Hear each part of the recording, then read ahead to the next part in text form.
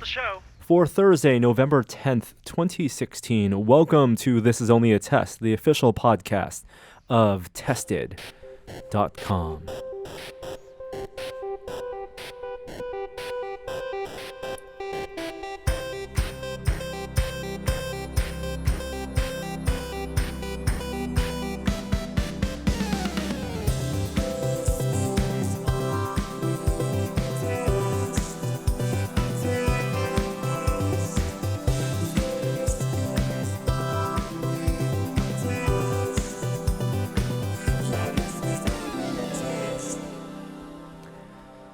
Hello, everyone.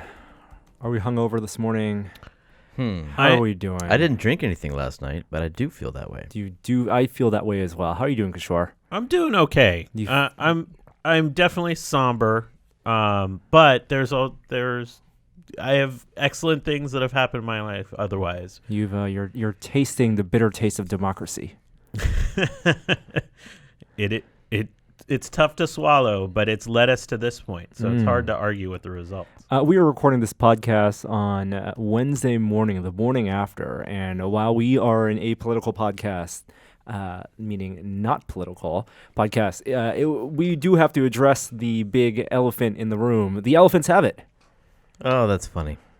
That's good. Yep. I mean, I think it's not a secret that all of us, for the most part, were supporting the candidate that lost. I think that's been pretty clear. And so it's always hard to wake up when your candidate loses in some ways. Well, so unexpectedly, especially. Yeah, and I think I walked away with a couple things. I put a note on Twitter a couple months ago that I didn't know a single Trump supporter in my life, like in my social streams, in my sort of personal relationships. Maybe they existed and they didn't exist. In your streams, you mean? Yeah. Of course they existed in the real world. Maybe. In mass. I mean, really, like if we're going back to like really old friends that I haven't seen in like 15, 20 years, probably. But that struck me this morning when I woke up is there's whatever, like 50, 60 million people that voted for him. And I don't know a single person. And that's a combination of how the technology has affected our lives and curated a certain set of news and relationships for us. A sphere, that echo chamber. Reinforce certain beliefs, and that bubble is damaging on a lot of levels. Yeah. And I feel the weight of that, especially this morning, that bubble exists. You know, when they say there is bias in media, that is a bias in media. Self-selecting bias in digital media. We're not just talking about television networks, cable networks, and cable news shows, but we create the echo chambers and that resonate in our circles, and the fact that we don't connect in the digital sense with the supporters on the other side and the other half of the country, it's what isolates us, and it's a real problem. Yeah, it used to be. Well, I mean, newspapers they usually take a side, but they try to keep columnists from both sides within their ranks. And it used to be that you would read a newspaper and be exposed to different ideas. But with the echo chamber, that no longer happens. Yeah. Right. It was also challenging watching this with my kid. On some level, he viewed it as a sporting event. My kid's 5. He doesn't really have like the capability to understand sort of nuance, but I'm not sure CNN wasn't treating it like a sporting event, to be honest with you. It's true, and there's something sad about that the morning after. Yep. And it's been that way for a long time. And I don't want to, paint a picture like this suddenly developed, and I think we've been an enabling culture around it. I wouldn't go so far as to say it's like a gamification of politics and democracy, but in some ways, that's how it's being relayed and communicated, because it's the easiest way for people to, one, understand it, and two, be interested in it. I do remember the first time I followed an election was age 8. Actually, what was it? It was 92 election, age 8. And we were given our assignments to watch the debates and learn about mudslinging, and it was a show back then, right? I don't think you feel the consequences or realize what the consequences are really until your far late teens and your early 20s, even in early college. Yep. There's still there's still an echo chamber in that world. I didn't feel the weight of the choice until I was, I'm fairly politically active, and I was canvassing for a candidate in 2004. And that was the first time I felt the weight of being so invested, and then watching the screen and seeing it go the opposite way. But doing it for reasons that, at least in my mind, turned out to be true. The other thing we have to talk about, and I don't know how to talk about it, there's been some needless hot takes about it already this morning, is what happened with the polls. That's right. So all the polls, this is just a matter of fact now, polls leading up to election showed that Hillary was not, there's no such thing as a sure thing, but Hillary had a high percentage chance to win. Somewhere around 70%. In the 70% range, you had in more mainstream mainstream analysis, New York Times, high 70%, and then more conservative estimates, low 70, high 60%. And we're talking about 538, which probably had the most conservative estimates. And if you read Nate Silver's analysis, for better or worse, he's taking pride in the fact that he was conservative in his estimates, and they've said again and again, when you look at something that's a 50 or 60 or 70%, that's still closer to toss-up than sure thing. I think the last election cycle, they actually called every single state ahead of time. I think that they were so accurate that was especially surprising to me, that they were so inaccurate this time. But it's like anyone who knows statistics and odds, right? When you have something leaning one way or the other, it just means it's a chance. It's a chance. It's still a toss-up. You could flip a coin. If you went to Vegas and said, give me 60% odds on something, you'd take it because it's better than 50-50, but it's not the nation at stake. And also... But don't you think that there is something at fault with the polls? I mean, they were basing all of their information on polls. Absolutely, yeah. So, but they said they took that into account. One of the analyses leading up to the final distribution, the final statistical analysis, they said, why does Trump still have a chance? Why is he still at 35, close to 40%? And it's because it could be polling errors, polling variability, right? They took that's taken into consideration. What's maybe not taken into consideration is that all the polls that's the pool that they draw from could just be completely outdated. The methods, yes. Yeah. And who they sample and how likely they are to vote, all of those factors. Right. Have either of you actually been polled before? Not in this cycle, but I have been polled previous cycles. What's the process, and how long was the investment, the time investment? When I used to have a landline, which tells you something about how long it's been since I've been polled. Well, you don't have Comcast Xfinity Triple Play? No, I only have Double Play. That's right. Not a sponsor of this podcast. It was like a 3 to 5 minute phone call. And I happened to be just sitting in my kitchen waiting for something to finish cooking. So I was just standing there anyways. And so I ended up doing it. It was quite painless. I have to say I was less than enthused when taking the poll. It felt a little intrusive because it was like 6, 7 o'clock that I got the phone call. They asked me a few questions. The person on the other side was equally not enthused about asking me these questions. It was all very a ho-hum experience. But are you, as someone being polled, are you incentivized to answer it? Like, it's... Nope. Not at all. It must feel like a part of your civic duty. Like that's the fulfillment. Yeah, sort of. I mean, honestly, put yourself in the position, it's like 6:30, you're making dinner, you get a phone call, and somebody says, I want to ask you a few questions about the election. Your gut reactions will be like, I don't want to do this, right? So my civic duty didn't kick in there. I just happened to have the free time. I think everyone, for the most part, is probably busy, way too busy with their own life to really take many of those. So you just have to catch people at the right moments. And the platforms that the Trump campaign ran on, and I'm going to have to practice saying President-elect Trump, ran on, really the anti-establishment platforms go against the polling system, because that feels very much like an establishment system, infrastructure. Even though it purports to be independent. Yeah. I think there's going to be lots and lots of analysis of polls in the aftermath of this election. Yeah. At the end of the day, I think Nate Silver probably was still right about this. Like, it's hard to say that when he said, Hillary had a 70% chance. But he was super cautious when there was people talking about why is Trump in Michigan and Pennsylvania.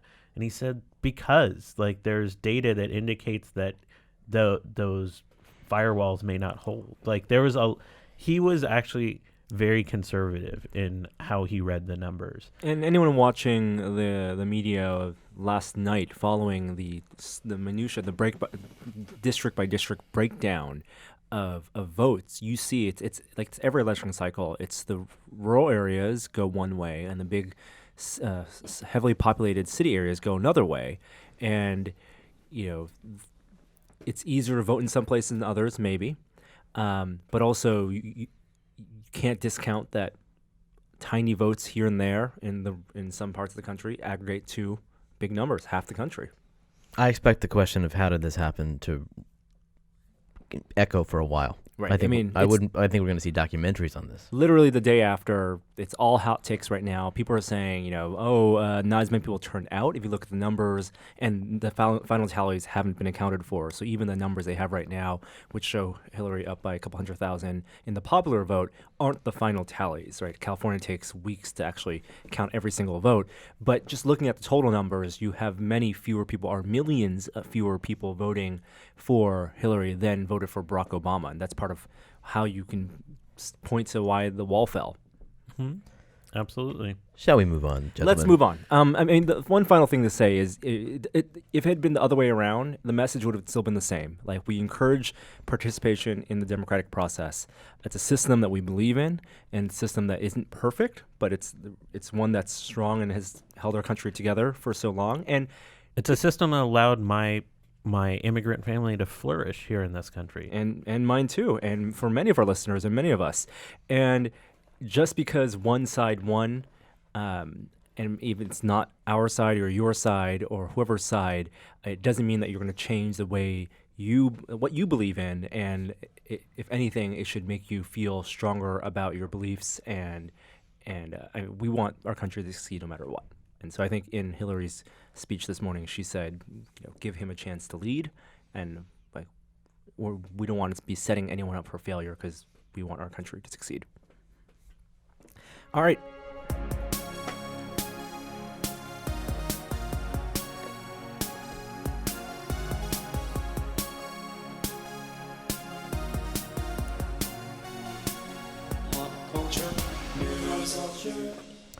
We did have some good news a week ago. Oh, yeah? The Cubs won the World Series. That's right. Could you believe that? Wow. Jeremy, who you lived in Chicago for several years. You almost said I was from there. I know. My wife is. I lived there for 7 years, and so that was a big deal.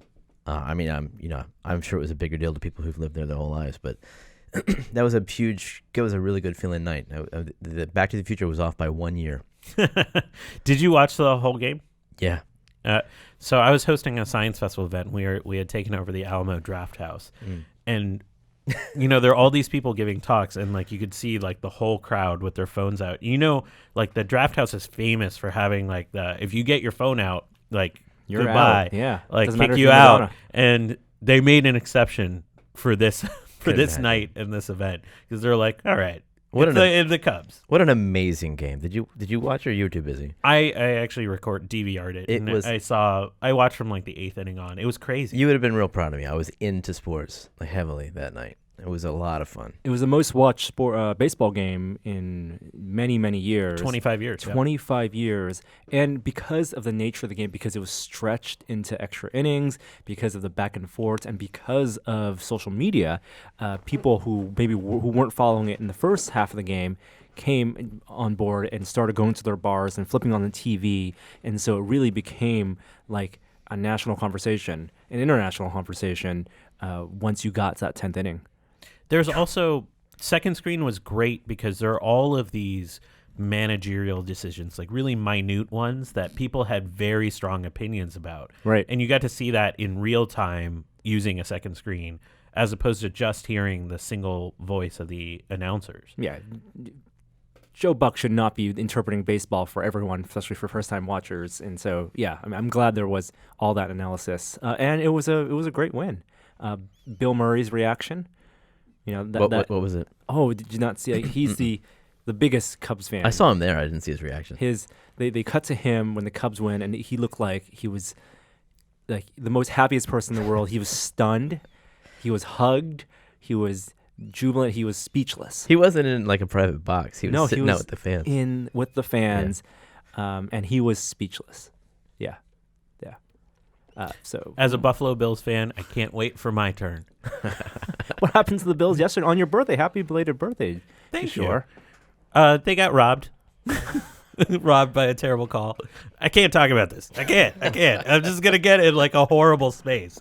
Like it was just perfect Bills. Only the Buffalo Bills could that happen to. It's a big week for sports. You have football moving into. You have the Raiders doing really well. You have the Warriors and drama and some world record-breaking games in the past. And then you also have esports. You got esports. This past weekend was BlizzCon, and I was down on Saturday to Anaheim to check out.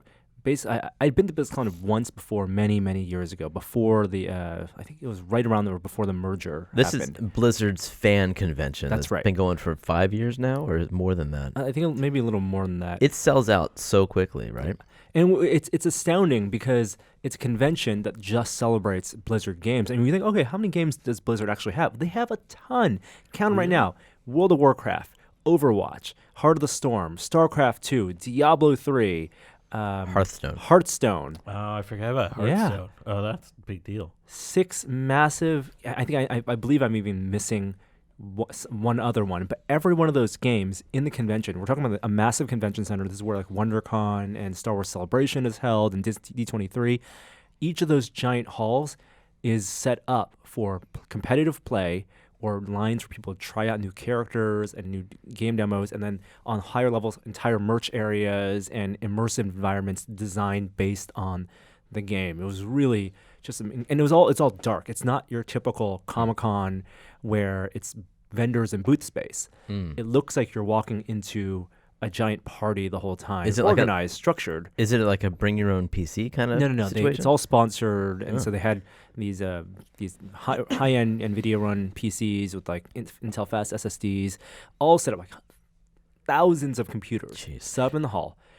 Is it beyond the esports part though? Is it also, do you get like the Comic-Con nature, like people cosplaying as characters and stuff? You do. It was lighter on cosplay than I had thought in my mind that it would be. And there is a giant cosplay contest at BlizzCon, which is one of the more prestigious ones because people really build up and unveil things there. So I believe the cosplay contest was Friday night, and so Friday may have been the bigger cosplay day, and you see these like giant like mechanized armored costumes, really elaborate 3D printed ones, really gorgeous stuff. So a lot of photos online, and you can check on that. And Frank, of course, was there because he made Murloc costumes with Blizzard, and they were handing out. They were part of the show, handing out like their newsies, Murlocs, and they were giving out newspapers. Yeah, exactly. They had Jeremy worked on it. The sound effects. I put the little sound. Sound what do you boxes. mean you worked on it? Frank needed them to make some sounds and make Murloc sounds.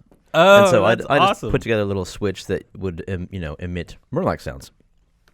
And they work perfectly. They were loud. But the esports aspect was something that I really didn't know what to expect, and I was taken aback by how impressive it was. They had They had competitions for basically all the games, right? You had Hearthstone, Heart of the Storm, Overwatch.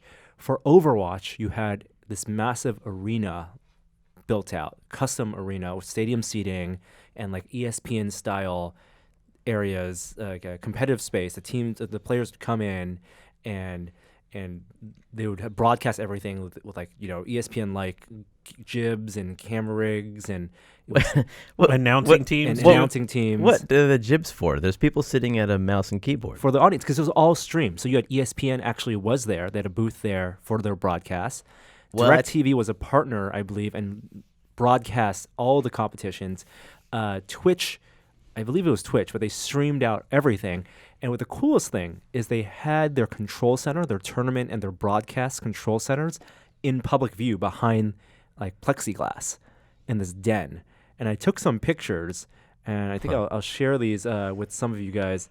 Now, everyone is on mouse and keyboard, I assume, right? There's no gamepad players there. Yeah. So for Jeremy and Kishore, here are photos of their control center. And this is all exposed? And it's all exposed through the plexiglass. And they have like 20 camera multi-mix setups. It looks like Ethernet a professional cables up the wazoo, TV studio. And controllers just like switching between all the camera angles, the game capture. And that was all in the center of the convention center.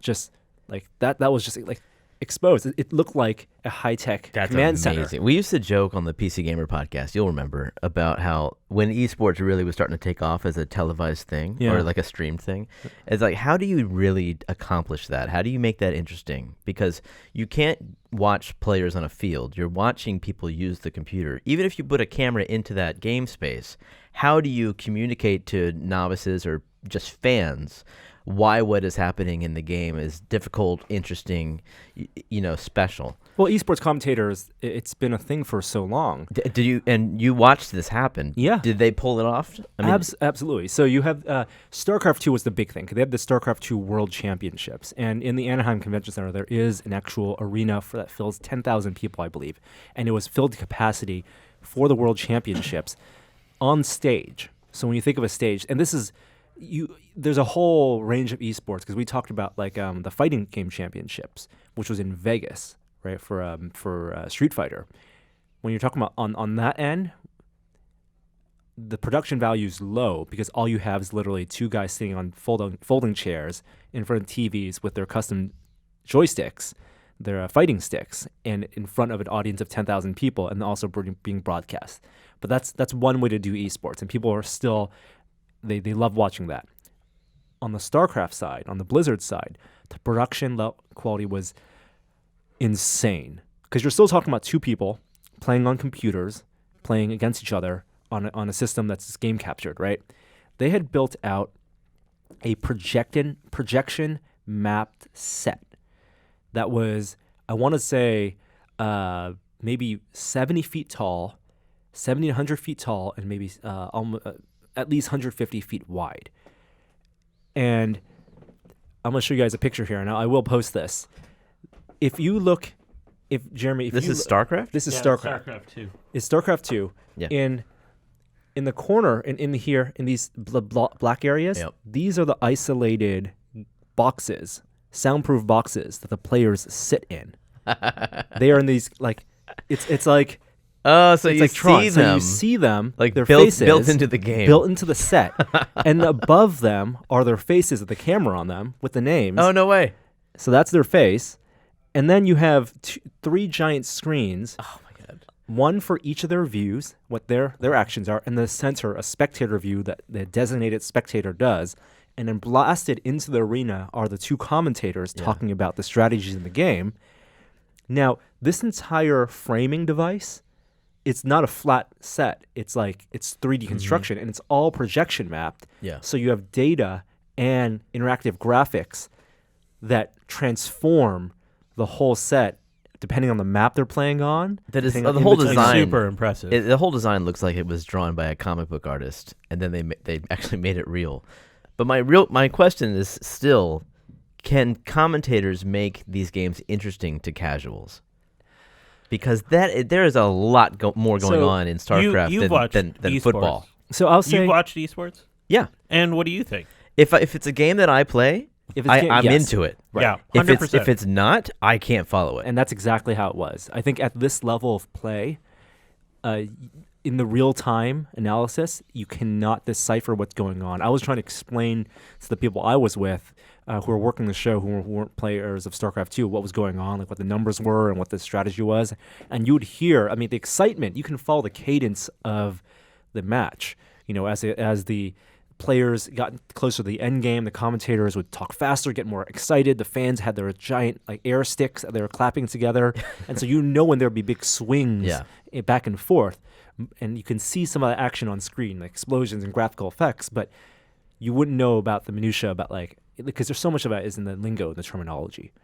And so I think for esports really to break in the mainstream, you need to complement the actual match coverage with onboarding tutorial coverage, which they've tried to do with Counter-Strike and where before a match you'll have like their if they live stream it or if they broadcast it, they'll have your half-hour overview of the map and of what to expect and the things to look out for, which that you have that in a lot of sports, like in physical sports, where you talk the pregame. It's the pregame coverage.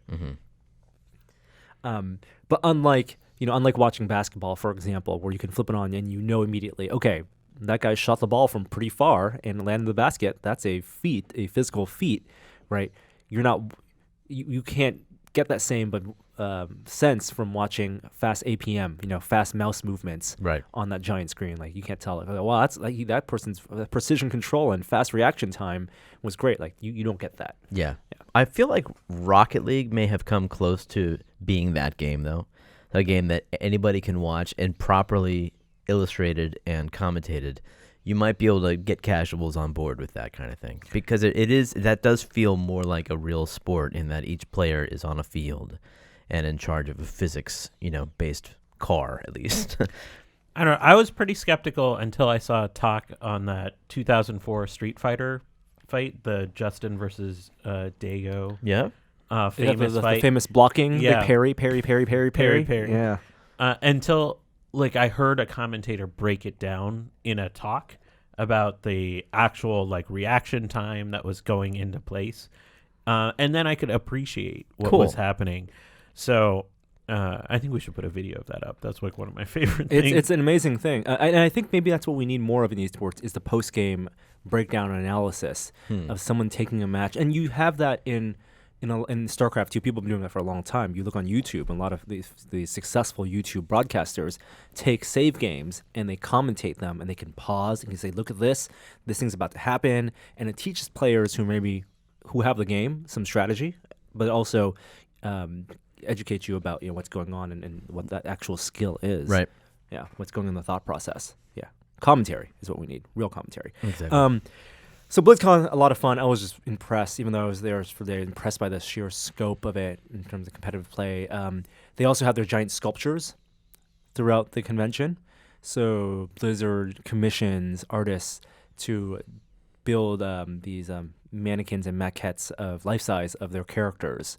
And to see those up close, they're gorgeous. A lot of characters from games that I don't play, from Hearthstone and from Diablo I don't play, but even some older ones from StarCraft I really liked. Overwatch had their what's that character?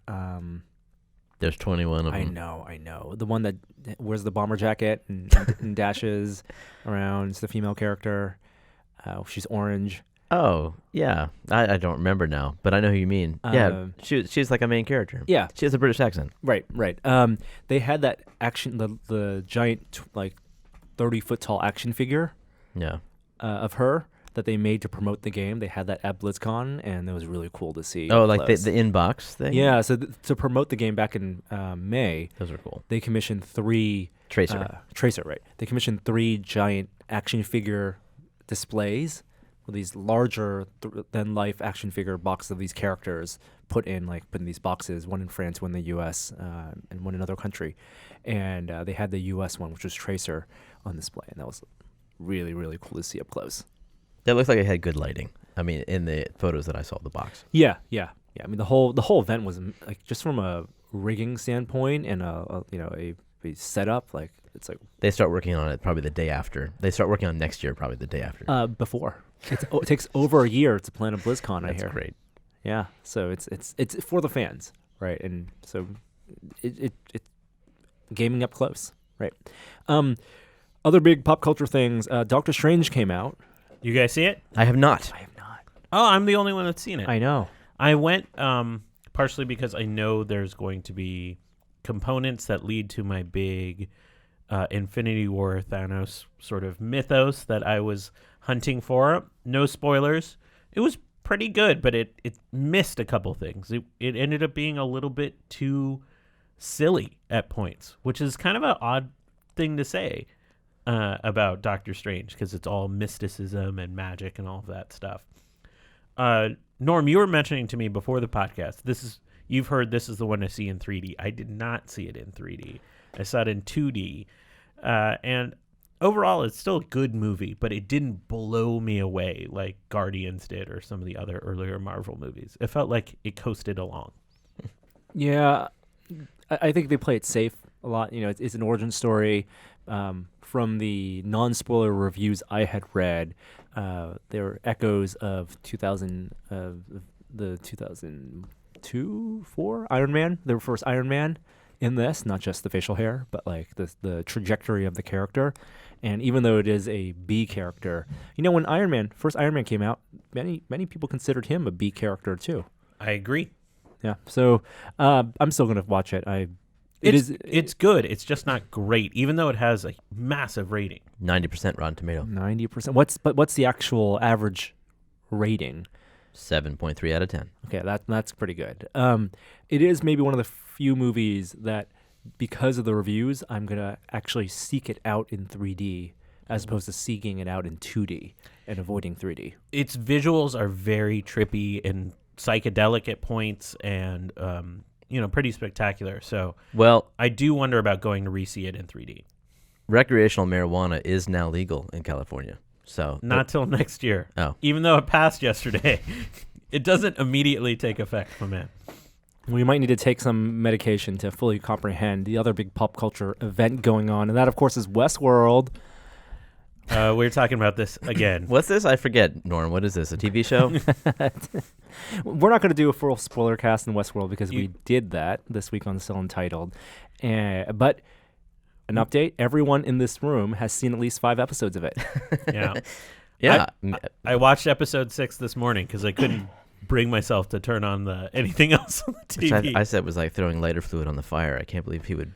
Every time I watch Westworld, I'm like, I don't know if I can handle one more. This is kind of a downer of a show. I really like the pilot, actually, the first one, because it was quite pessimistic. It was kind of a creepy show, but it had that great ending where it's like you see the android swat a fly, which they're not supposed to be able to do, and you just get a sense that they're going to start to fight back. Yeah. And I like that underdog kind of rising feeling, but there's not like it's just so it's like still 10% that like it's almost all downer. Well, the season's only half over for you because you only watched the five episodes. I'm guessing it's pretty grim the whole time. They do more than swat a fly. Yeah, the show makes me super paranoid because it very reminiscent of when I watched Lost season 1, where I'm like, do I trust this person? Do I not? Right. Are they? What are their ulterior motives? Like what is the sense of time here? Like I have nothing to stand on. I mean, you don't have a Henry Gale moment yet with like Ben, being revealed to be a villain.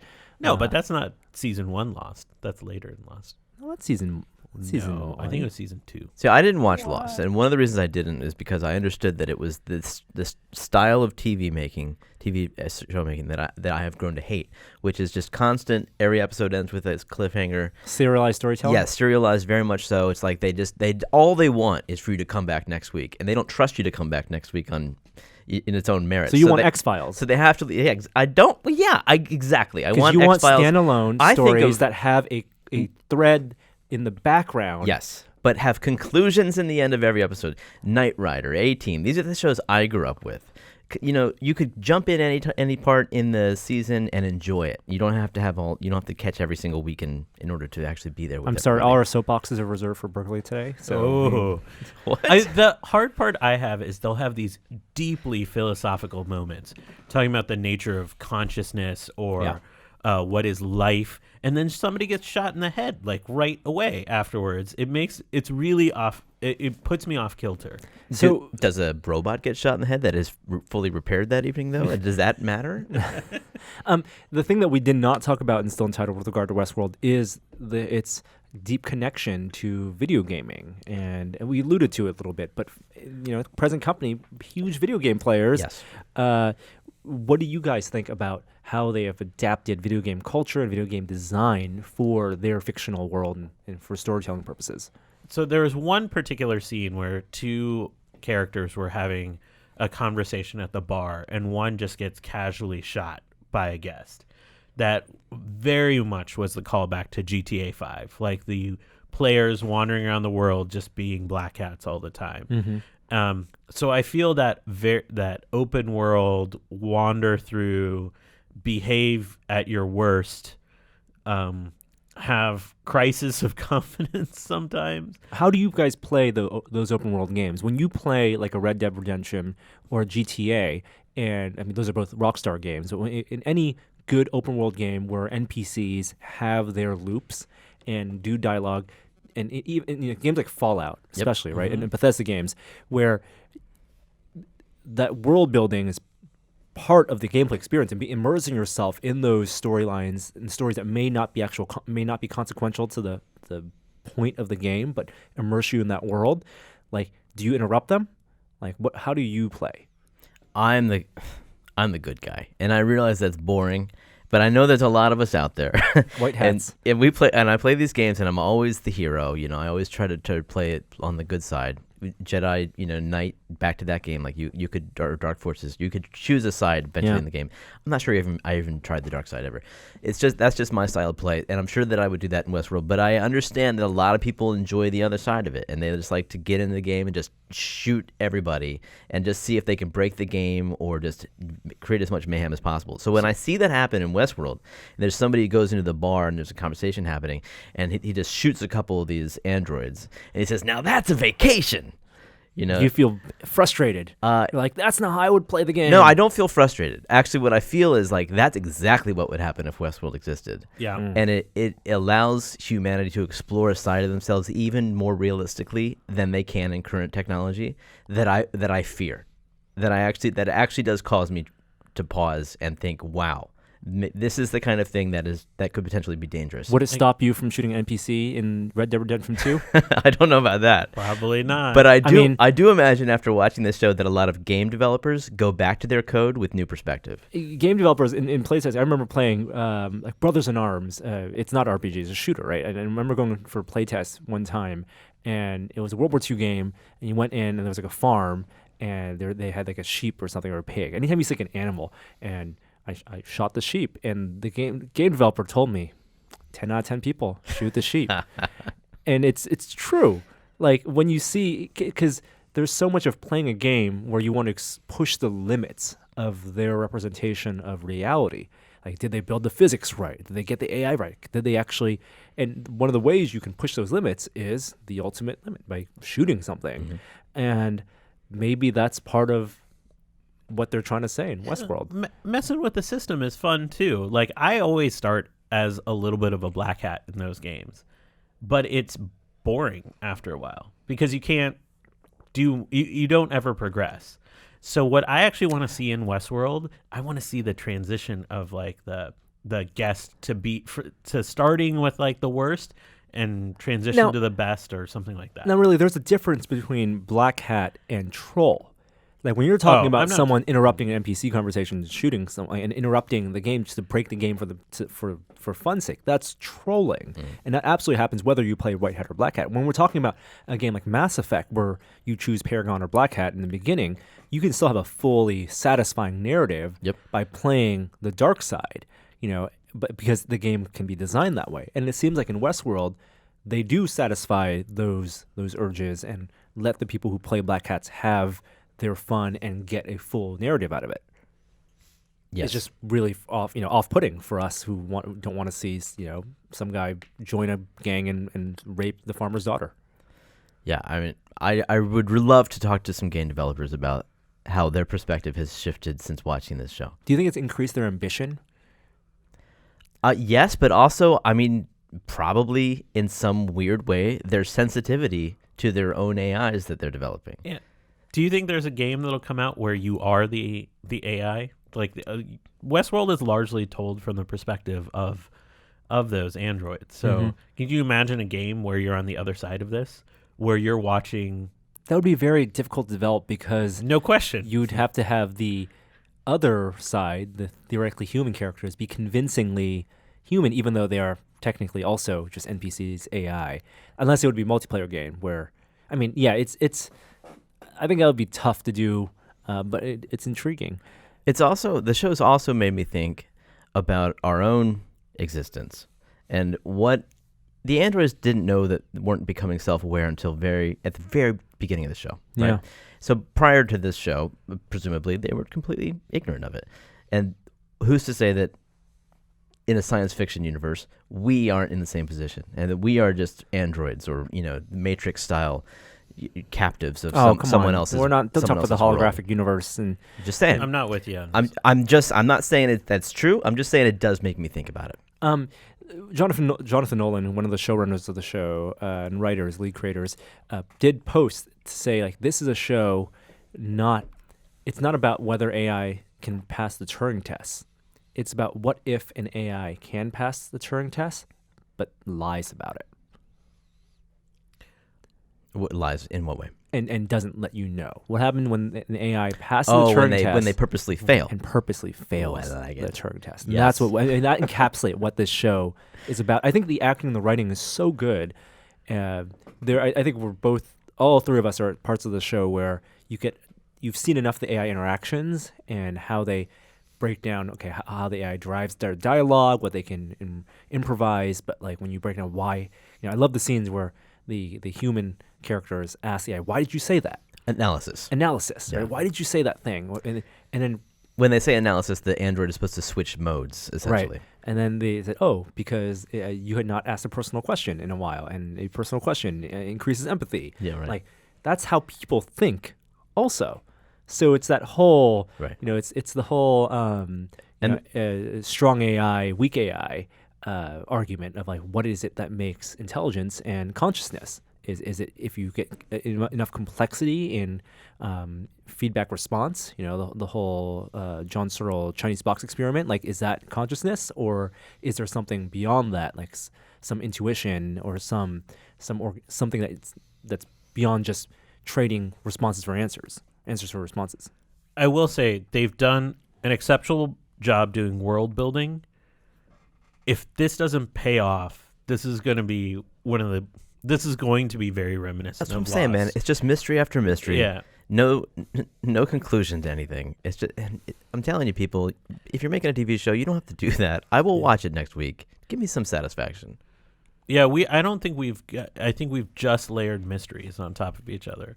And I don't know if they can. We have 4 episodes left. I'm not sure they're going to be able to wrap up some of the major threads. Do you, Norm? I believe yes, they will. I have faith in the writers, especially since they took the hiatus from production of the show to come to a conclusion before they resume production.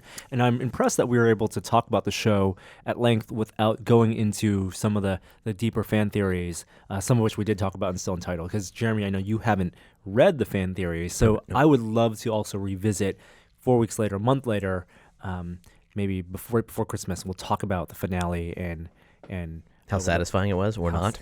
Exactly. When did they take a hiatus? After production of episode 6. Oh, no kidding. Yeah. That's interesting. And they did film them in sequence. I mean, as with most shows, they couldn't film everything in sequence, but they did go in the rewrites, and also reshot things in the first 6 episodes. Oh, that's interesting. To have it all tied together more neatly. I think what they've said is that they didn't want to have a show that like Lost, where they didn't. It felt like to the viewer they didn't know where they were going by the end. That must have been a weird shoot for some of the actors, though. Be like, Dolores, wake up like this. Dolores, wake up like this. I think that Dolores, wake up like this. It must be a lot of fun, though, because the actors get to wear a lot of faces. They do. All right. One last bit of pop culture news. Jeremy, you put this on. What's up with What's up with Dave Chappelle on Saturday Night Live?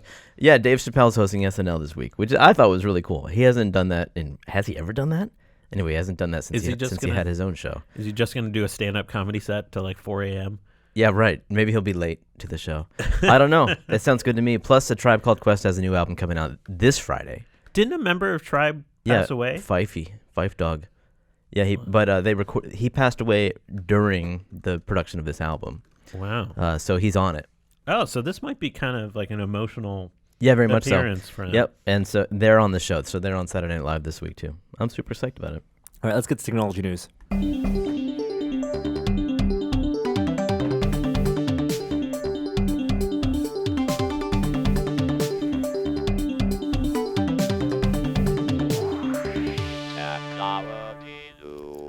It's really a hodgepodge of tech news this week. Yeah, there's not a lot going on. I want to start with a warning that today is a day there'll be endless takes about polling. There's also a lot of endless takes about what the Trump presidency means for tech. And I've unfortunately read a lot this morning, and none of them say very much. And I think there's not many conclusions people can reach with them. So I would say ignore those for now, because we really have no idea what that's going to mean. I mean, on some key issues, too, like cybersecurity, net neutrality, we don't really know what his positions on those are. Okay. Let's dive in. What happened to the Karma drone 16 days after launch? Wait, remind me, what's the Karma drone? So GoPro had announced their first quadcopter, long anticipated, huge deal, along with the Hero 5. Now, the Hero 5 is a camera that we just got and we've been testing, and so far we've been liking it very much. Waterproof housing, LCD built in the back, better lens system. They kept the same price. They needed this to be a huge success because people have been waiting for so long. And at some point, 4K TVs, the jump from Hero 2 to 3 was big. But 3 to 4, not so much. They had problems with memory card issues. 5 seems to be the right thing. I mean, I think Joey has said if he's going to look for a GoPro, like if he was going to buy one for himself, this would be the one to buy for himself. But the Karma was the big deal because to pair with the Hero 5, you had the stabilizing gimbal that you can use like the DJI Osmo, but also with a quadcopter that would run and work perfectly with their GoPros. Unfortunately, less than a month after they announce and release the Karma, they have recalled every single unit. And a couple bits of news to come out of this, revelations. One, a battery seems to be failing on some of these units, which is why they recalled it. They're literally falling out of the sky in very, very few cases, but GoPros can be safe and say, you got to return it. They'll give you a full refund. They're recommending anyone who has Karma right now to return that. So it's really unfortunate for people who've been waiting a long time. And according to Ars Technica, they've sold 2,500 of them. And that's the other big news, is the revelation is that they've sold what I feel like seems like a small number of these, 2,500. I know it's a small market for drones, and these are $800 to $1,000 drones, but it could mean that there's just not enough demand for, because GoPro's a big brand, either not enough demand for drones or too much uncertainty with the drone landscape right now with regulation, or that the market's already been saturated with low-cost drones and the successful DJI Phantoms. So either way, it's not good news for GoPro because they put so much money and time in hyping up and developing the Karma. I really hope that it doesn't go the way of 3D Robotics, which is now not making drones at all.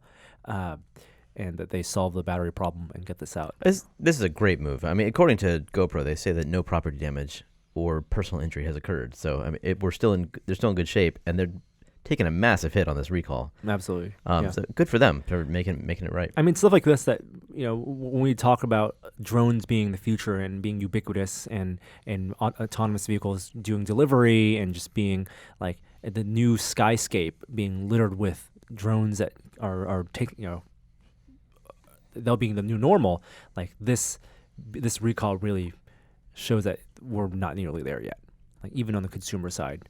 On the other drone news, it looks like Project Wing, which is Google's VTOL project, may be getting nixed, or at least they're getting their scope constrained.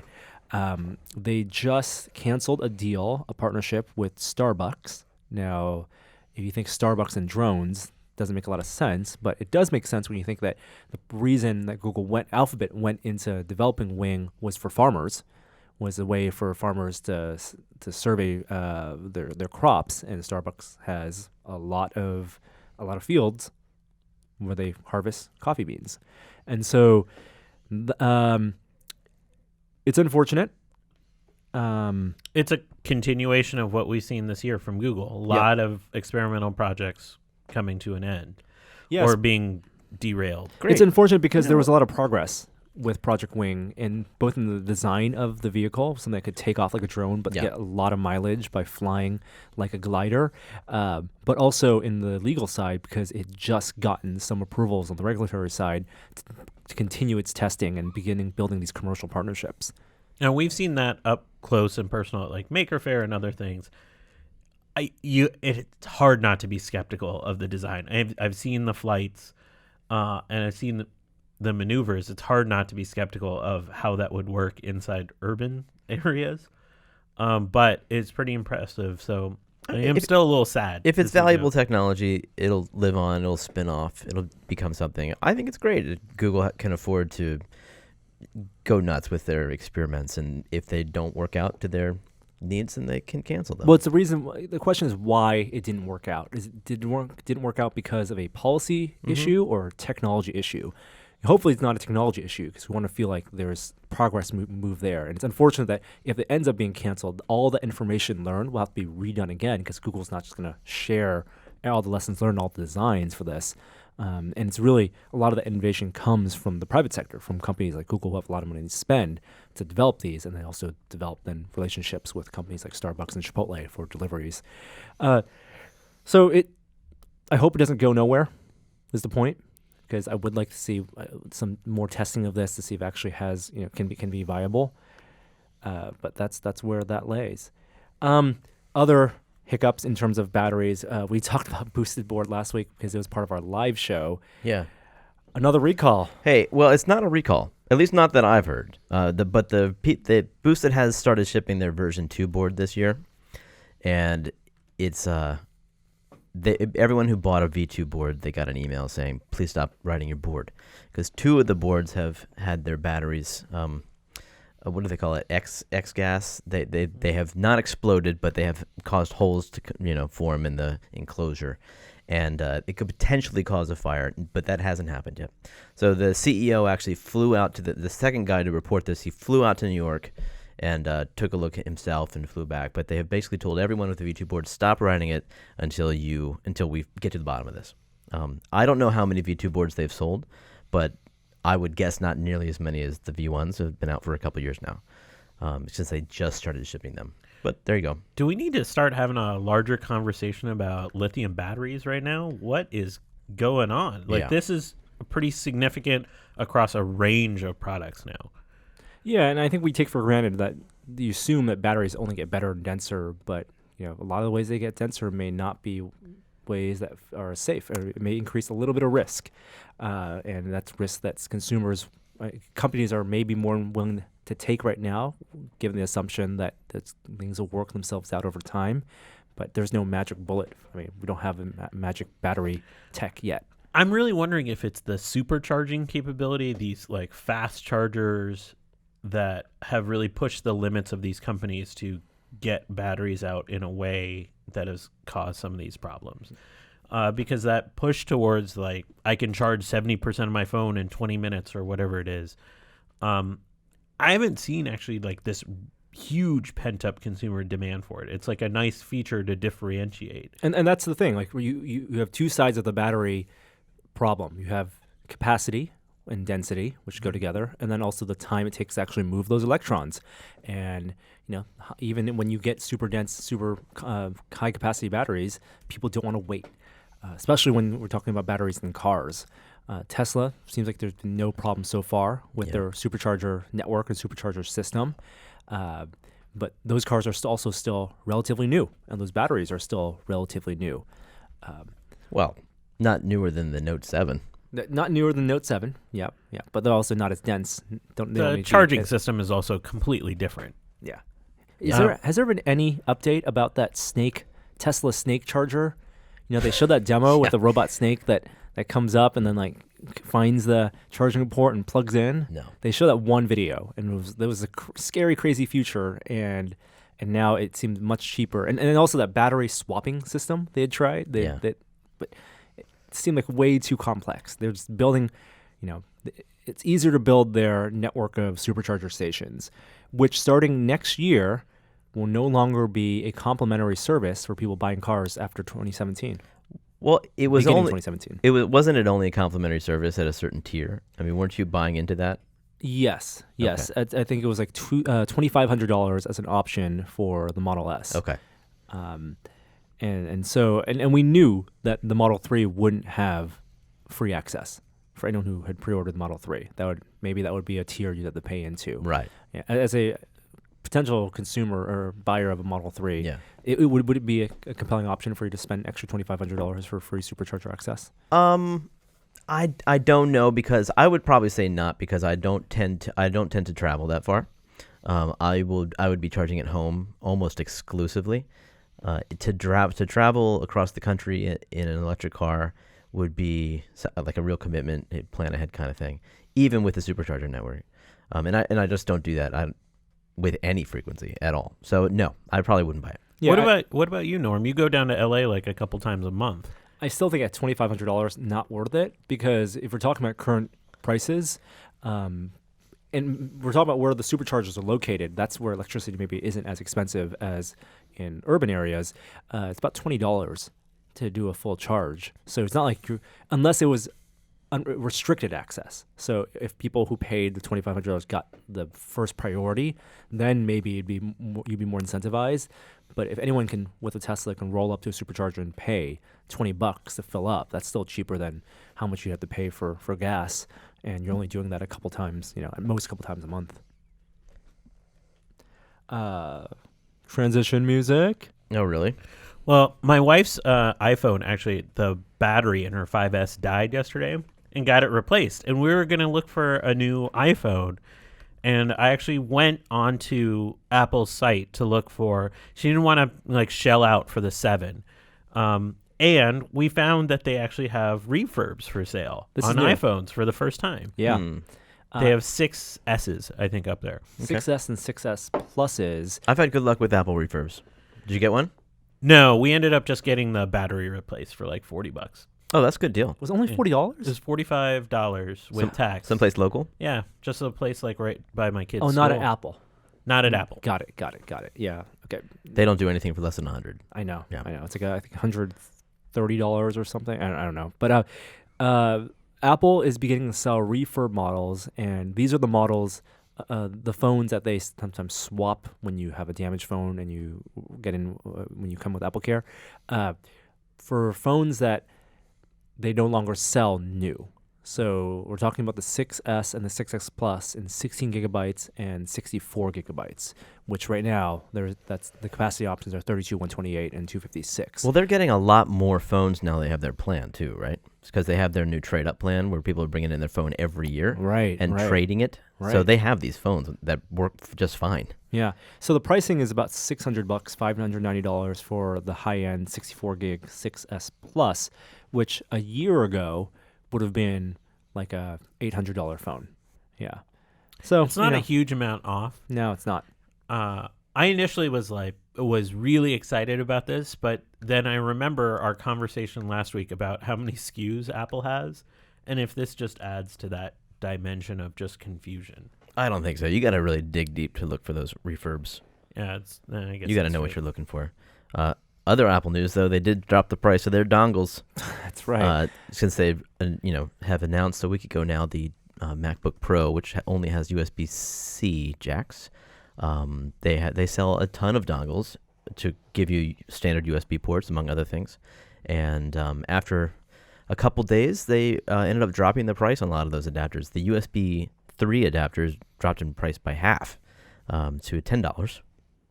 And they say that this is only limited time. So if you need your dongles from Apple, you got till the end of December, I think. And this is their argument against the claim that they only put USB-C on the new MacBook Pros as a money grab for dongles.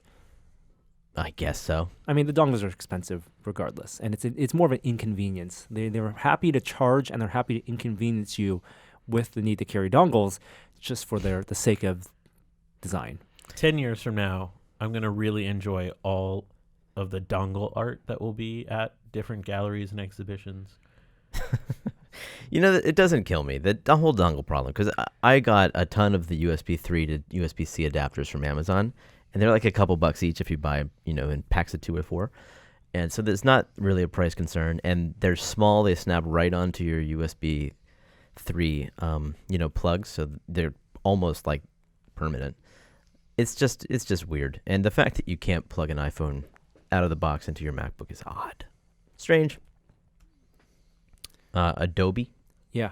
Play the transition But music. you don't have a transition in here. Oh, okay. What do you want?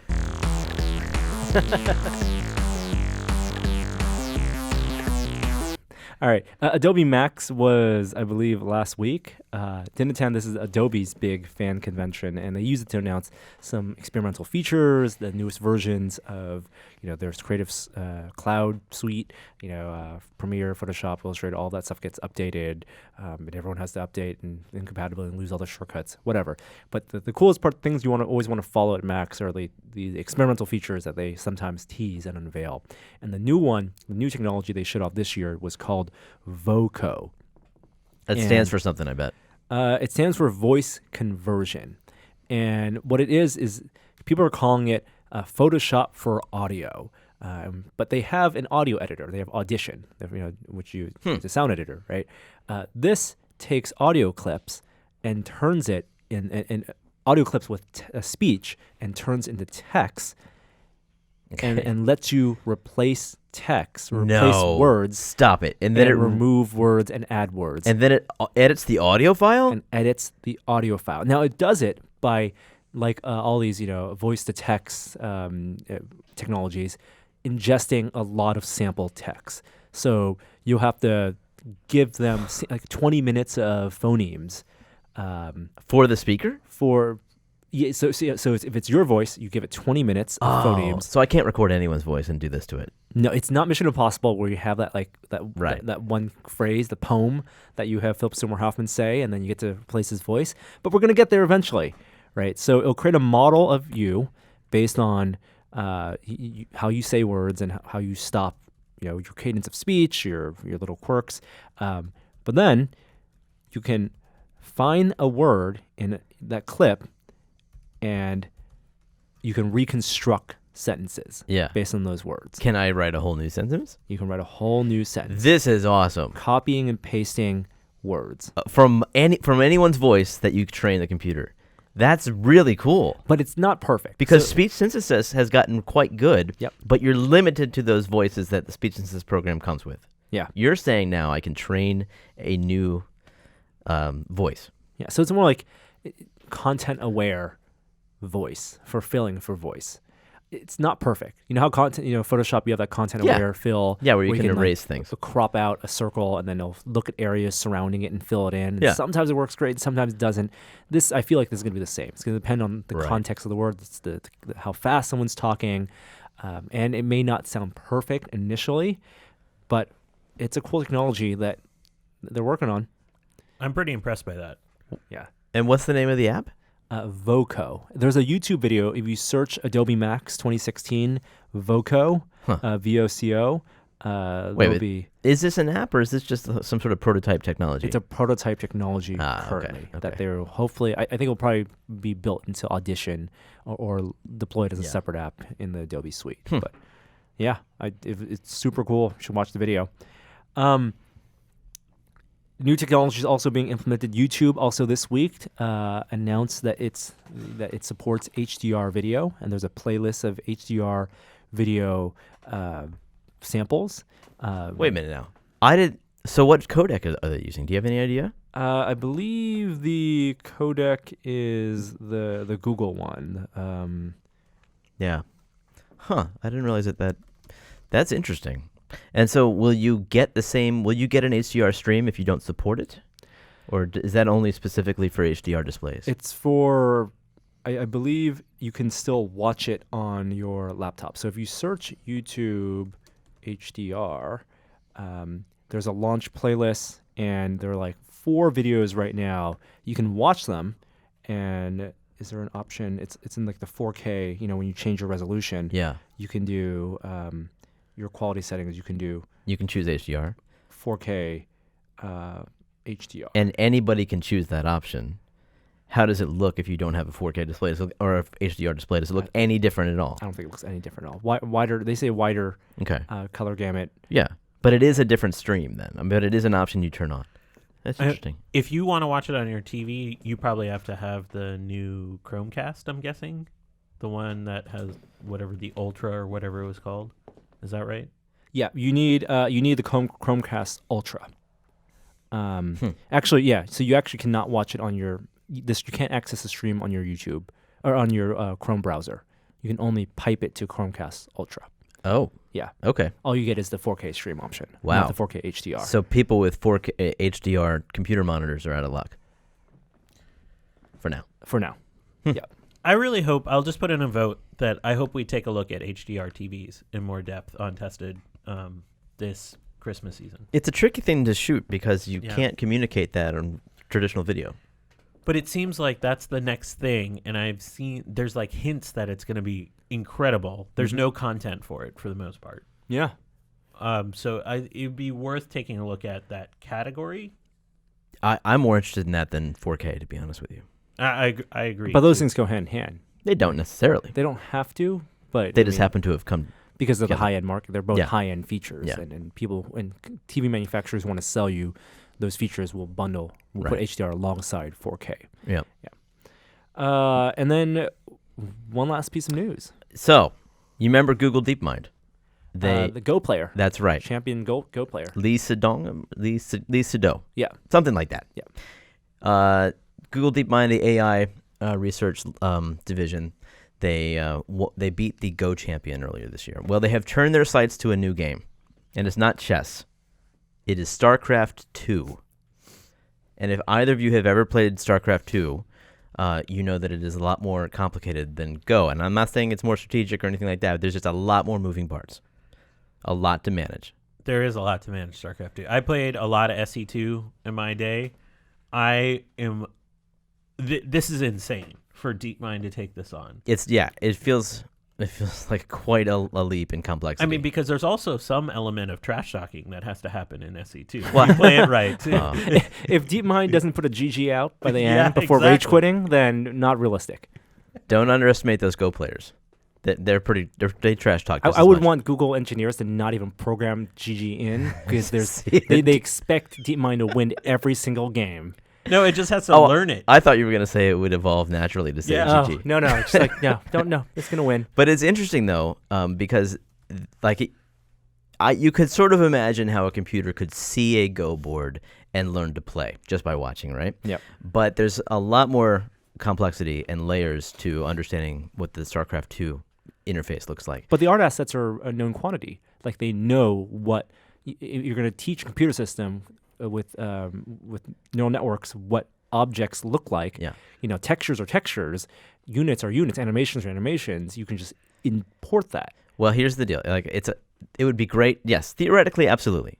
Practically, that's a very difficult puzzle to solve. So what they've done is they've partnered with Blizzard. Blizzard is completely on board with this idea, and they are opening up StarCraft to AI developers.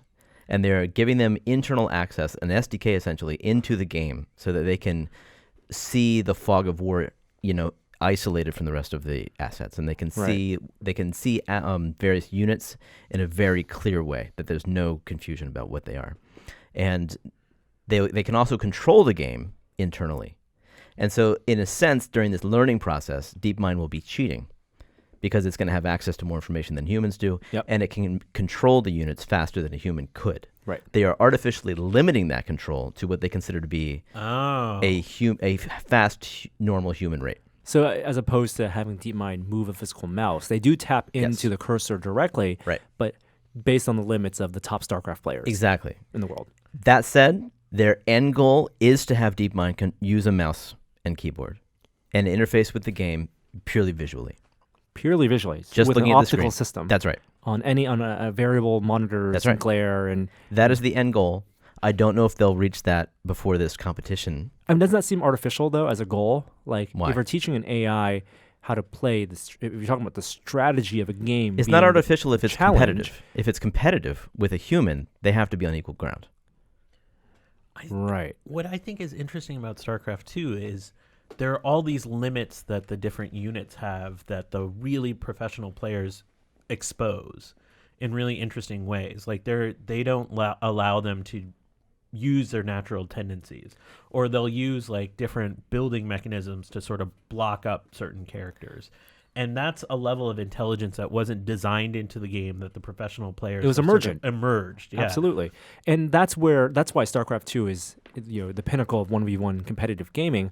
Isn't I don't think when the Blizzard artists designed maybe the shapes, like a resource, the 2x2 asset on the grid, right, or this unit is 1x1, and so it moves at this pace back. But it didn't design the colors and the silhouettes to read a certain way to give a competitive advantage one way or another. That wasn't factored into the game design. What was factored into game design are stat attributes, how fast the unit moves, balance, like the spread of a certain area of effect weapon, but it's not how visually, like how that changes the gameplay. So when you're requiring the AI to take that into account, you're also assuming that's going to, like, we don't know how humans process, the Templar lightning storm versus a swarm cloud from the Zerg, right? Like that, you're adding another layer of complexity to DeepMind that maybe gets in the way of it just learning the game. And is learning the 3 different factions starting from scratch every single time. Oh, it's got to be. Will DeepMind become expert in one before it can even beat a novice Hopefully AI? Not Zerg. DeepMind playing the Protoss again. Now, what's up? To be clear, AIs cannot beat the top players at StarCraft. It's a joke right now, currently. Yeah. So if this happens, this is a huge deal. Yeah. I hope they import the esports commentators for this. That's right. Yeah, that'd be amazing, right? Right. Yeah. Save that giant StarCraft II World Championship setup and put a DeepMind avatar in that soundproof box. You're gonna root for the human every time. No way. Some of those SE2 players are jerks. And you put some googly eyes on the computer. Right. Yeah. Helps to personify it. That's right. Give empathy. Yeah, that's why Westworld's not so believable. I can't walk into the Sweetwater Saloon and play StarCraft II with one of the robots. You can watch a piano play itself, but where's the StarCraft II playing robot? By the way, I love the modern music being played on the player piano. Yeah. That is one of my favorite parts of the whole show. Episode 6 has 2 great songs from one band that you'll have to wait to watch. Paint It Black by Rolling Stones is in the first one. Yep. Blew me away. Black Hole Sun? So good. Yeah. All right, before we move on to our next segment, I want to thank the sponsor of this week's episode of the Snilling Test, and that's Squarespace. Whether you need a landing page, a beautiful gallery, a professional blog, or an online store, it's all included with your Squarespace website. Creating a Squarespace website is easy because it's a simple, intuitive process. You can add and arrange your content just with a click of a mouse, drag and drop from a variety of beautiful templates with their best-in-class online store of award-winning templates, customizable settings, and all plugin free. You can also get a free custom domain if you sign up for a year of Squarespace. So that makes adding a domain to your site really simple. There are simple, seamless commerce tools and also 24/7 customer support. So start your free trial today. Just go to squarespace.com and use the offer code TEST to get 10% off your first purchase. Again, go to squarespace.com and support our podcast by using the offer code TEST to get 10% off your first purchase. And now on with the show. Let's move on to our next segment.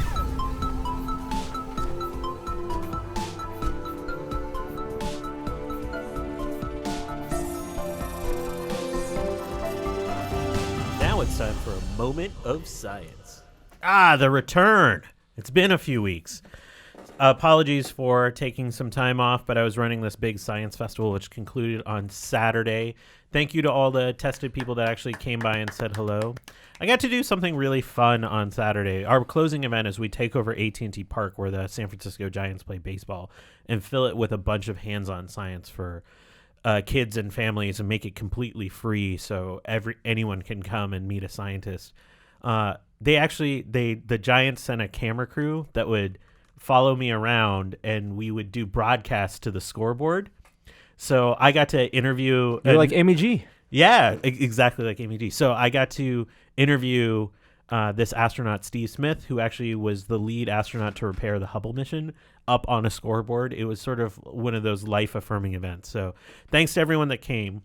But on to the moment of science. I'm actually going to track back to the election because there's a few local initiatives that really dealt with science in a really interesting way. First, we're going to the Florida Keys. Ready for your vacation?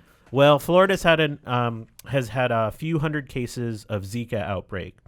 And in one particular community in the Florida Keys, in Monroe County, and in a community called Key Haven, they had a ballot initiative on whether to allow a British pharmaceutical company called Oxitec to release in a very controlled way a genetically modified mosquito that was designed to die within one life cycle. So when it would breed with other mosquitoes, that offspring would essentially be sterile and die as a way of controlling this. This pharmaceutical company has done experiments in Brazil and a couple other locations. It's seemingly positive results. So what's complicated here is it was a non-binding measure. The community, the small community where the experiment's going to be done, Key Haven, rejected it. The larger county approved it, and now it goes to a 5-person board, which is like a mosquito control board, who actually 3 of the 5 members said they would follow the vote, which is now split. So we don't know what's going to happen. This is really geared towards the Aedes aegypti mosquito, which is a very hardy mosquito that transmits Zika and dengue, among other infectious diseases. It's a really interesting idea. I'm curious, what would you do if there was a mosquito measure on the ballot here in, where we lived? I know it's ridiculous because San Francisco doesn't really have mosquitoes. I would do what you told me to do. I would. It's hard because I understand some of the community responses, like, we don't want to be part of an experiment. Yep. But somebody has to be part of the experiment. Oh, no, and also Zika is terrifying. Yeah, especially if you're starting a family and you're trying to get pregnant or you are pregnant, and the trials are positive, but that whole precautionary principle of like undue harm, this getting sort of out of control that I think has been programmed by Hollywood and rightfully from some other sources. It's a challenging position. Even myself, who I deeply believe in the science, there's a lot of good studies about it, I wasn't like 100% for this. So I think there's interesting times ahead in this particular community. 538's science team has actually done the best coverage on this, or Stat News, if you want to follow up on what's going to happen over the next couple of months, because that board decision is going to decide the fate of this. And we've never seen a trial like this in the U.S. Another measure, this one actually came up on our ballots. In many communities across the country, they voted on a soda tax, on a sugar-sweetened beverage tax. Typically, it's been about 1 penny per ounce, which is pretty significant. So, like, a Coke would get 12-cent tax. But not Diet Coke. So it doesn't affect sugar, you, Kishore. It's sugar-sweetened beverages. I see it as a boba tax. It's not really a boba tax because it's only on sort of beverages that you buy at like convenience stores, like that kind of things, like the Gatorades of the world and stuff. Prepackaged, correct. Okay. So it's not ice cream, not milkshakes. Correct. Most of us probably noticed there was a significant amount of advertising done on this topic. Against it. Yeah. The science for it has been done by a number of institutions, including the one I work for, which has pegged estimates about the reduced case of obesity and diabetes with the reduction of this usage because of the tax, somewhere between like 26 to 50,000 cases over the lifespan of the tax, which is pretty significant because the people that have type 2 diabetes put a pretty significant financial strain on the healthcare system. Right. So this idea is grounded in some good question mark. I mean, it's hard to make projections out that far. But there is serious links between the sugar that's used in these sugar-sweetened beverages to metabolic changes in your body. It passed overwhelmingly here in the Bay Area. So we're going to actually get to see the impacts of that. How do you guys feel about this? Just like the idea of putting a tax on a really specific class of beverages. I voted for it. I voted for it too. I mean, first of all, I don't drink soda. I used to. I just don't enjoy it as much anymore. I do drink iced tea, and I load it up with sugar. So it's not that I'm against sugar, but I'm certainly in favor of a tax that improves people's well-being and health in general. I saw it happen with the bag tax. We have a 10-cent additional charge if you want to have a bag to take your food with you if you buy something in a little grocery store. And I'm all for it. I mean, I think it helps the environment, and this would help people's health. I've heard it definitely disproportionately affects those with less income. So I definitely waffled on it a little bit, but the science is pretty strong. The World Health Organization is a big backer of these taxes to curb usage. Right, and I'm not. It's not a vote for regulation, which it technically is regulation, but it is a vote to acknowledge the effects of sugar in public health. I think we'll see the results of this in a few years. It's going to take a decade or more to really understand if this made any meaningful impact. But I think that's interesting. Couple last stories. I have been a big, excited, enthusiastic person about the idea of artificial organs. This is the organs? Organs. Okay. The idea is that if we were able to take the scaffold of one of your kidneys and implant like stem cells into it to regrow kidney tissue. Oh, real biological artificial organs. Yeah, and regrow them. Then we'll be able to transplant it back into you because it's all you. So you won't there isn't a risk of rejection. Well, we have a first trial from the University of Michigan about creating artificial lungs and implanting them in mice and not having them rejected. Okay. It's pretty fascinating. Stem cell research? Yeah, it's a mix of stem cell and then this. So it's a combination of different things coming together because it's they did use stem cells in this case.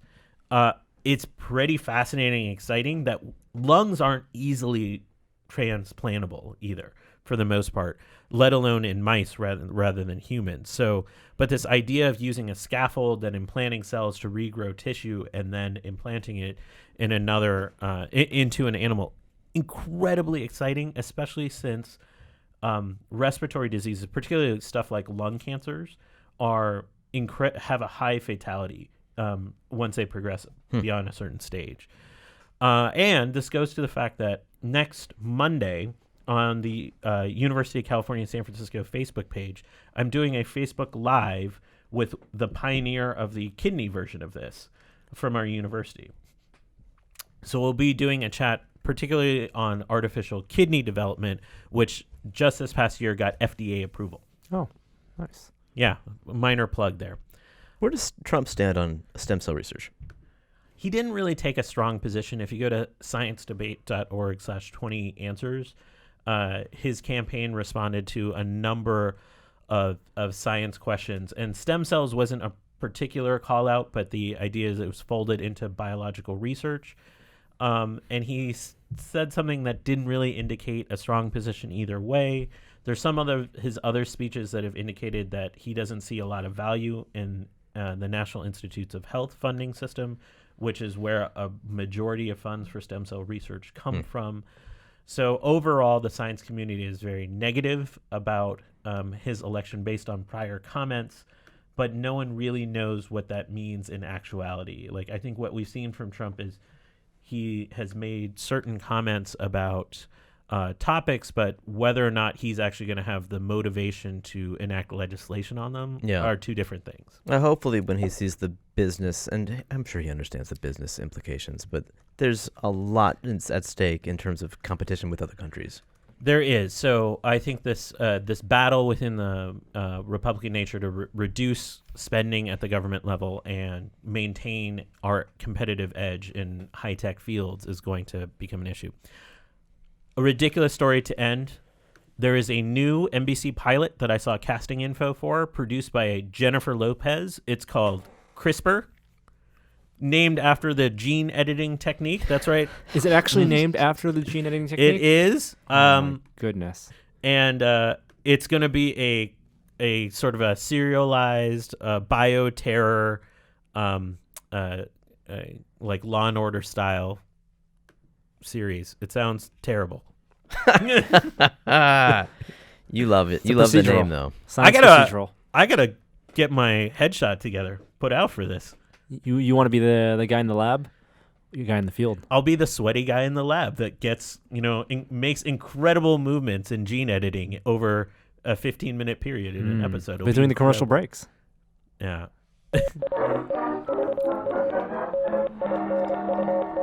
The VR Minute. Virtual reality this week. Oh, that song is the highlight of my week. Hey, we are a month away from the release of Oculus Touch. I know. Knock on wood, whatever. You're closing your eyes, Jeremy, and imagining using it right now. Everyone with the Oculus Rift is doing the same thing. Well, you can prep for your room for Oculus Touch because Oculus has started selling additional sensors. Oculus Touch will give you a second sensor, but in many of the demos we saw at Oculus Connect, they were encouraging 3 sensors or had room set up for 3 sensors. I think I'm gonna be a 3 sensor setup in my room. You're not? No. I'm going to test because the developers are under mandate to create 2 sensor games, and the third sensor is supposed to improve things. You want min spec? Yes. I think someone on this panel needs to have min spec. Okay. And I want to sense the problem areas. I don't want to go into 3 just assuming things. I want to actually, if I have to go 3, I want to feel a sense of improvement. You can have a third sensor and still unplug it to test the 2 sensor scenario, but then plug it in to get the better experience. Yes, potentially, that's true. Unknown. Potentially, I want to feel I want to feel the pain. Okay, if there is pain, and you can always buy a third sensor later. Plus, like some of these games, you can play in a way that's compatible with 2, and some that are 3. Like the third really gives you it reduces occlusion when you're turning your whole body around. Well, 360, yeah. And those touch controllers aren't visible by the 2 that are ostensibly in front of you. Yeah. And so, if you learn to play certain games that you don't have to spin around in, but you could, by not spinning around, then you're fine. And God, I forget what game I was playing. I guess it's Super Hot. I think I was crazy spinning around, but it turned out I didn't have to.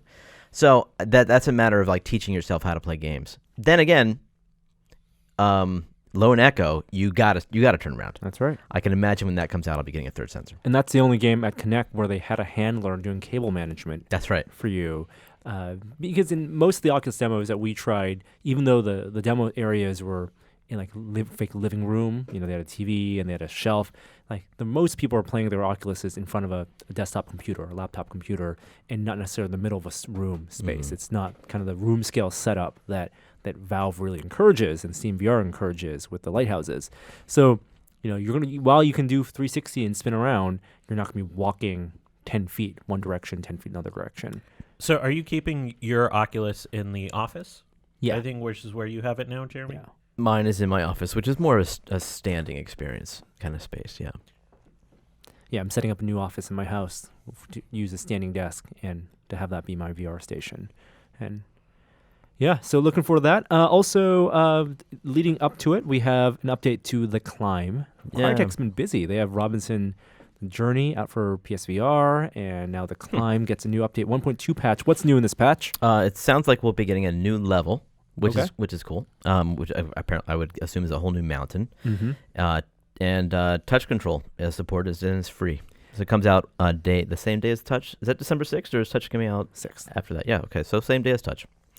So that's great. So Climb owners, as we hoped, it wasn't a cheap game. It was like $50. You'll get a free update for Touch, which is really interesting. I imagine a lot of people will be perfectly happy to replay that from start. That's something that we really want to show how they use Touch, because as we've discussed in this podcast, Touch for a climbing game doesn't make sense because of the animation in the current controller based game, where if you let go, once you grab on something, it moves your body up. Yeah. Like, I want to see how that's adapted. And how they have reduced motion sickness. Like for jumping, for example, because it's not like Lone Echo or in 0G where you can pull and you can. It is also technically a climbing game because you're climbing around your 0G environment, but that one you have floating physics. So gravity in The Climb inhibits that. And you have to have animations for jumping, for vaulting. Sure. For the Climb, you imagine that new controller that Steam was coming out with, where you could actually open your hand, would be more idealized for it. But I mean, like the experience of The Climb so far was like holding your controller just like at your chest or below.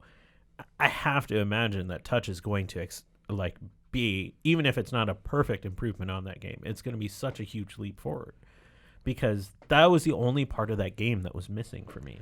See, I felt like it was a great. It's still the game I recommend to people because it uses a gamepad in a way that I've never considered. Yeah, and it makes me feel like I'm climbing that mountain, even though my hands are on a gamepad. It's focused. The gamepad, your holding of the gamepad fades away, and you're more focused on the game of holding triggers halfway down and looking around your environment, and you're playing a game very consciously, but you're still being immersed without having physical hand-tracked actions. Yeah. I think it's ironic, though, because that you would think that touch would be a natural fit for this game, and it might be better for all I know, and I hope that it is.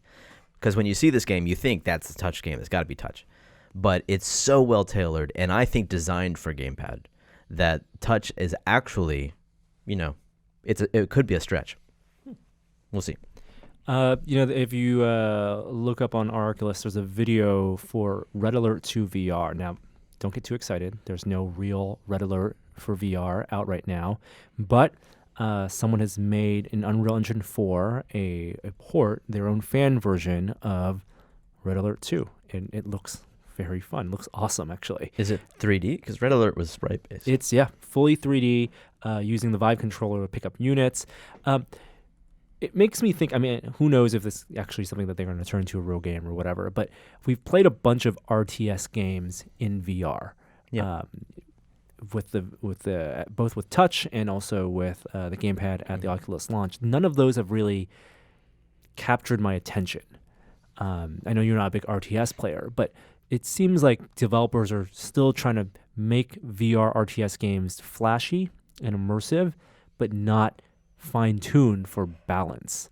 And it may take a port of an existing RTS game like this or StarCraft or whatever before people really start adopting VR RTS. Don't you think the interface has a lot to do with that, though? And Red Alert and traditional RTS games are meant for 2D monitors. For shortcuts. Yeah, mouse and keyboard, like really quick flicks of the wrist, and it's more like moments we need to start from scratch with maybe a lower, slower speed, maybe different scale kind of map. The thing and that scale is a really important thing in the RTS games we've played so far in VR, because they immerse you. They put the world in front of you. Navigation around that world has not been great. It's moving units. It's like turning your unit into an airplane and flying around the map. I want to see RTS games where it's like Super Mario Galaxy, where you have like a sphere and you can spin the world around and quickly scale up and down and using your hands, manipulate the environment around. And you can have fog of war, but let you use the quickness and intuition of your hand movements to traverse that world, as opposed to just clicking shortcuts and jumping back and forth. Yeah, I think you're onto something. And there is that RTS game that's more like Homeworld.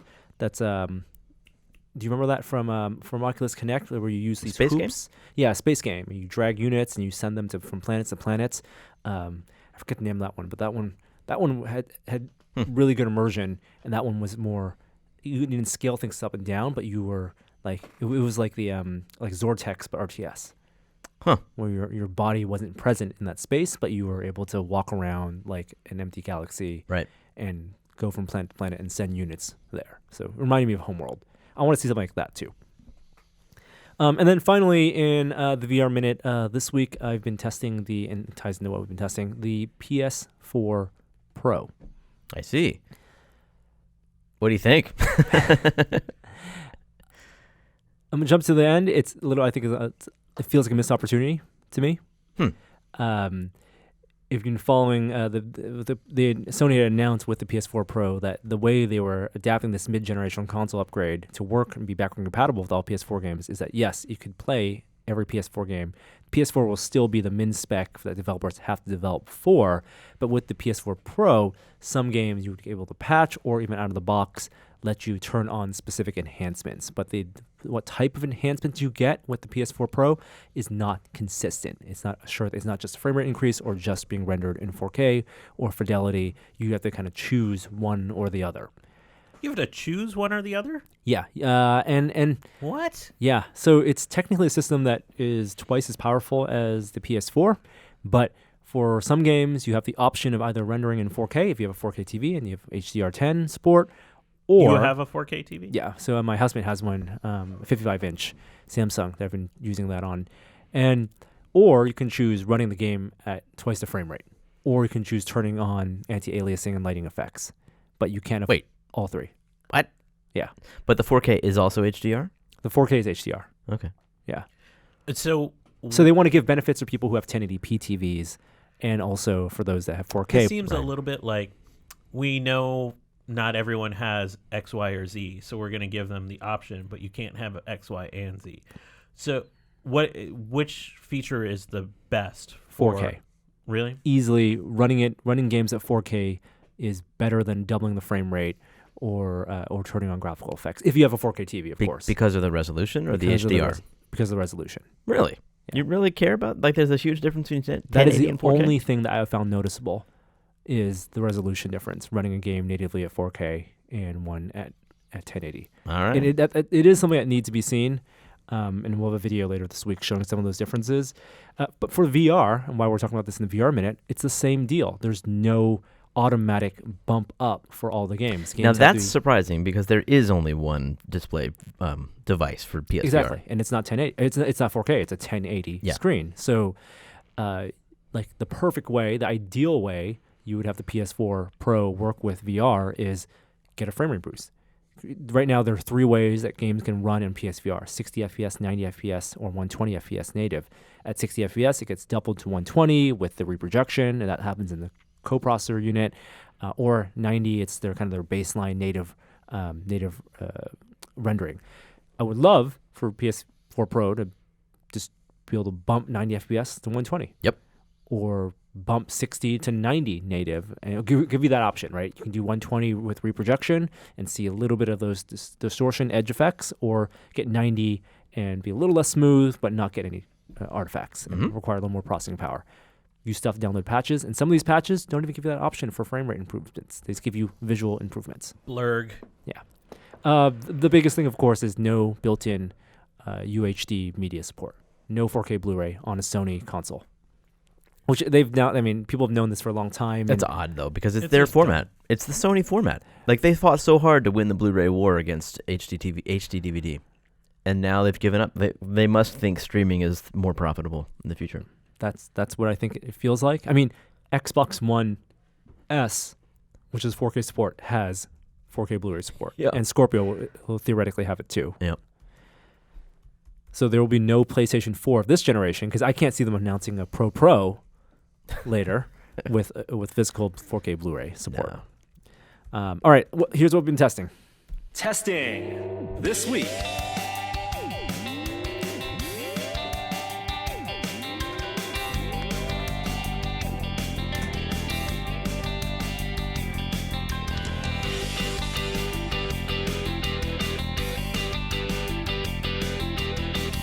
Hey, what have you guys been testing?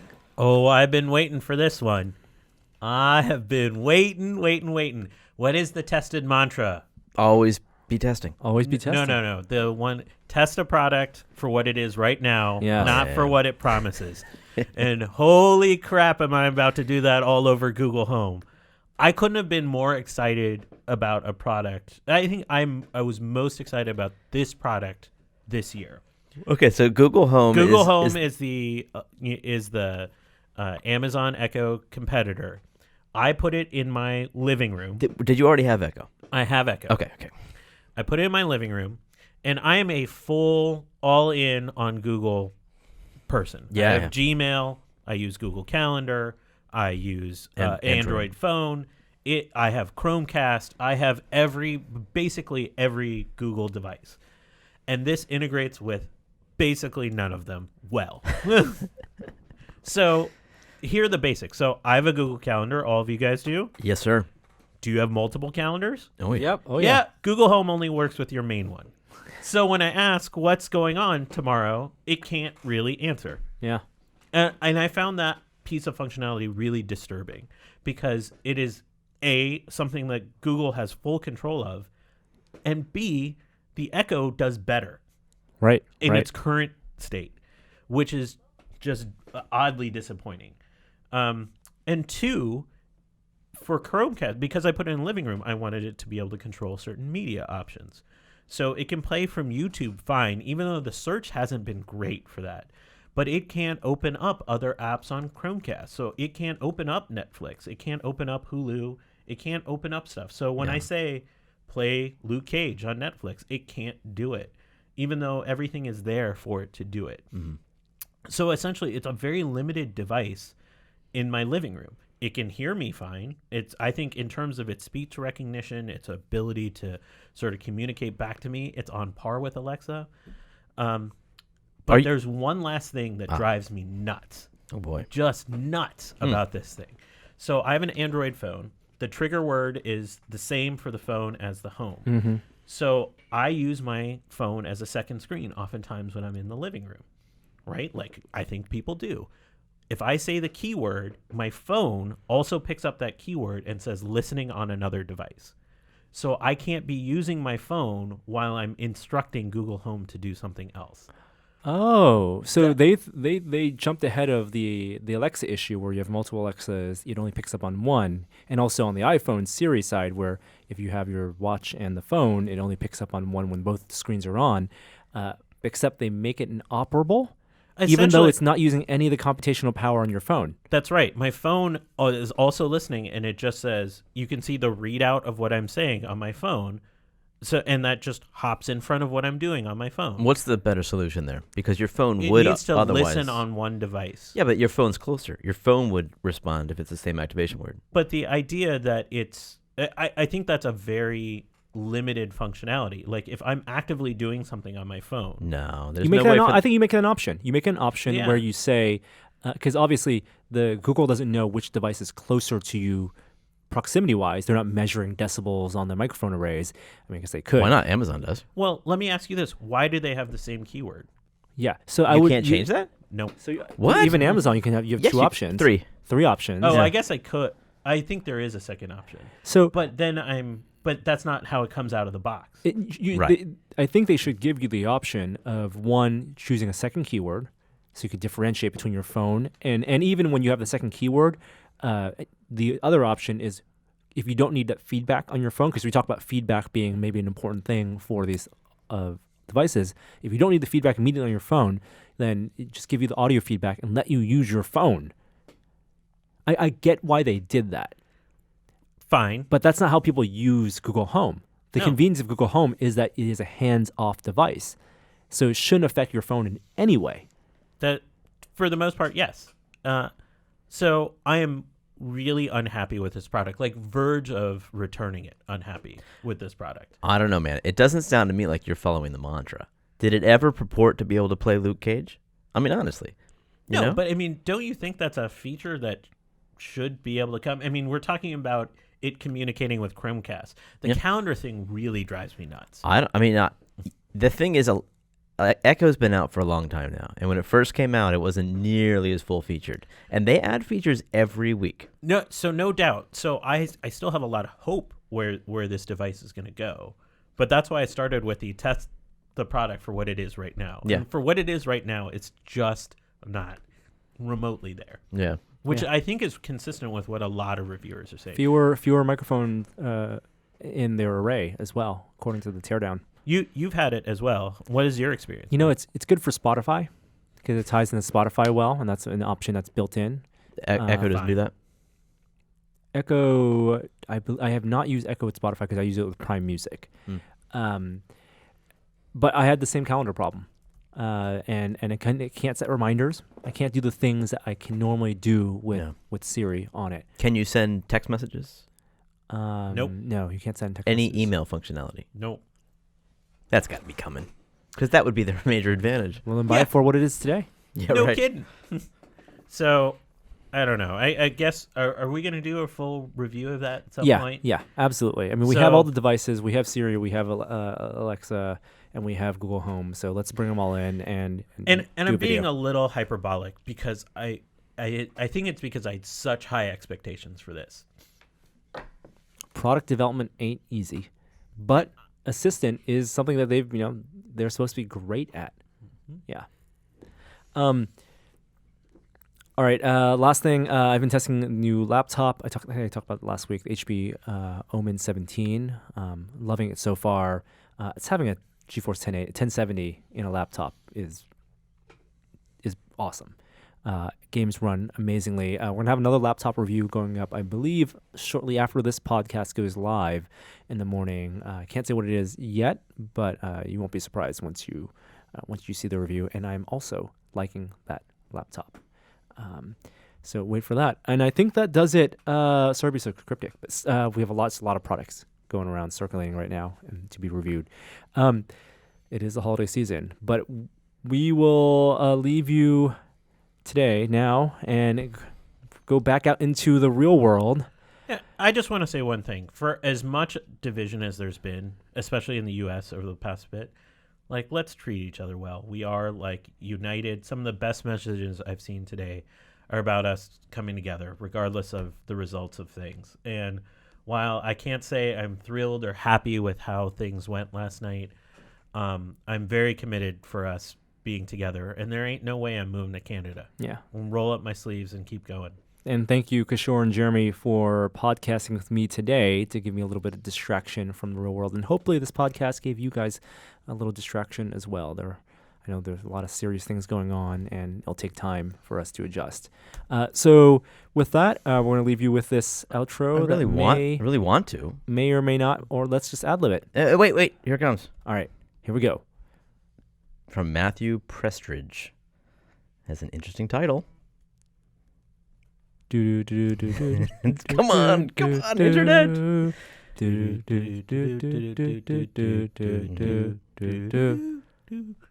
Cue SoundCloud. It's not working. I guess we got to do this a cappella. Come on. We're going to walk outside and the world's going to be on fire. I quit. All right. We'll see you next week. Bye. Bye.